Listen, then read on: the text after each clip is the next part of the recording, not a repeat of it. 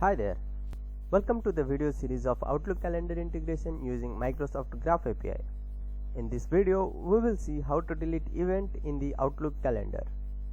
In the last video, we have seen how to update the event in the Outlook calendar. If you haven't watched that video yet, the link is in the description, please go and check out. For this video, we will walk through the API documentation, then quickly jump into the code. Before we start the video, I would like to request you to watch the video completely to have better understanding. So let's get started. To delete any of the event in the Outlook calendar, we should have at least calendars.readwrite permission. Either in the case of delegated permission or in the application permission, we must have the permission of calendars.readwrite. If we are creating an application which is used to access the calendar of a single user, then we will be using delegated permission, and in that case we should have the permission of calendars.readwrite. But if we are creating an application which is used to access the calendar of all the users within an organization, then in such case we will be using application permission and the permission will be calendars.readwrite.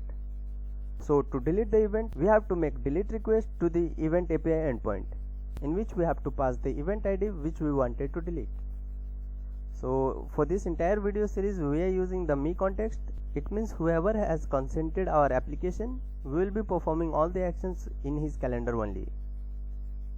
So in the request header, we will be passing authorization whose value will be bearer and access token separated with space. In the request body, we won't be passing any of the content. And once the request is successful, we will be getting 204, that is no content in the response, and it doesn't return anything in the content body. So this is how our request will look like, and in the response we will be getting no content. So let's jump into the code now. Here in the all events, I have added a link to delete. If we click delete, it will redirect us to the delete event action in the calendar controller with the event ID as the parameter. So let's see the calendar controller now. So here we have the delete event action which has event ID as the parameter. So here we are making the delete request to the event API endpoint, in which we are passing the event ID which we wanted to delete, and in the header we are passing the authorization whose value is bearer and access token separated with space. So the token I am getting from the tokens file, and once the request is successful, we will be getting no content in the response, and then we are redirecting back to the all events. So let's keep a debugger here to debug our code, and let's run the project. So our application is running now. Let's refresh the access token first, and let's navigate to all events. So there are 4 events in my Outlook calendar. Let's open my Outlook calendar first. From the office account, let's open Outlook, and at the bottom we have the calendar. So here we can see we have 4 events in my calendar. So let's delete event on the 28th February. So here we came to the delete event action, and we have the event ID here. So let's debug. Now the request is successful, and we can see the status code as no content.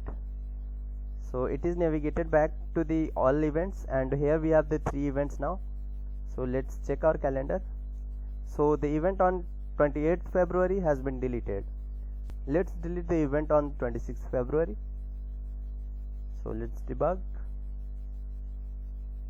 So again the request is successful, and we got no content in the response.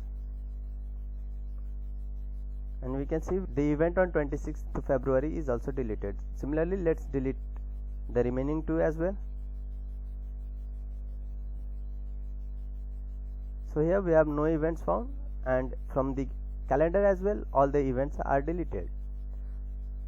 So this is how we delete the events from the Outlook calendar using Microsoft Graph API. That's it for the video, guys. Hope you like the video. In the next video, we will see how to create Teams meeting with the help of our Outlook calendar. If you have any doubt, please do let me know in the comment section, and do not forget to like, share and subscribe to my channel. Thank you.